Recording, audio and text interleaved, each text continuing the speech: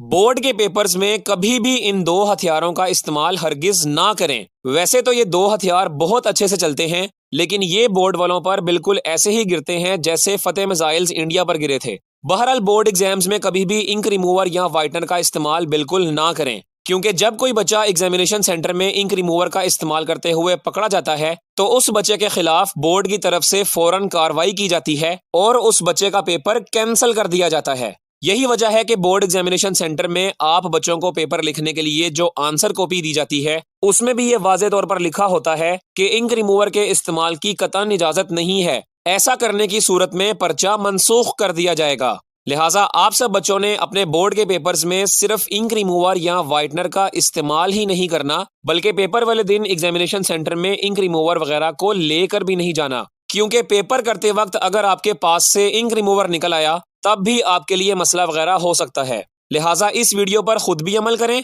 और इस वीडियो को अपने हर उस दोस्त के साथ शेयर करें जो इंक रिमूवर का इस्तेमाल इंडिया पर गिरे मिसाइलों की तरह करता है।